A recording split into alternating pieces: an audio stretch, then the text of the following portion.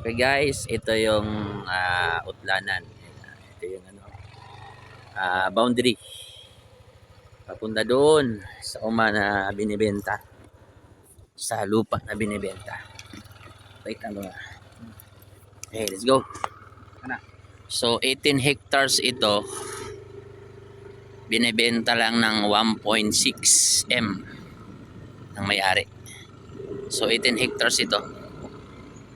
Yan. Puno ng tanim.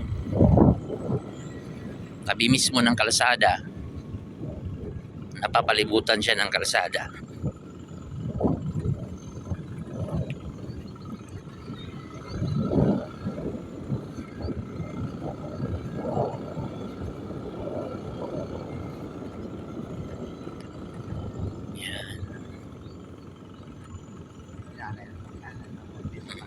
Yan.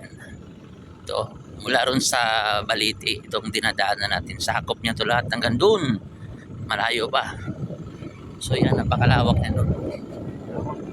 Ito. 18 hectares ito. 18 hektarya. Unang tanim. Maraming palakata, pruta, saging. Yan, mga saging yung tanim. Yun, doon. So 18 hektarya ito.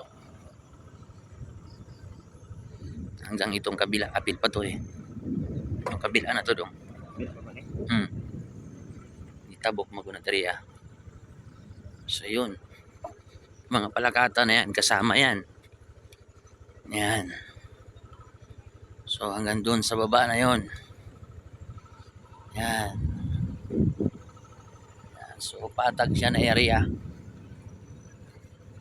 18 hektarya is 1.6 million. Yan, kasama pa yung area na yan dyan.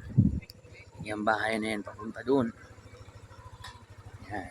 Kagandahan, may tubig. Ito, meron siyang sapa. Ito.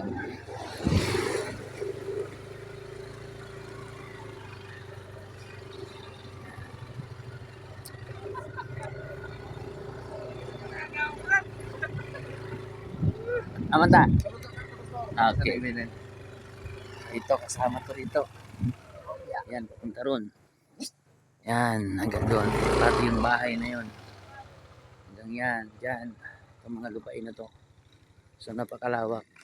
18 hectares. Napapalibutan siya ng kalsada. Tara. Tara.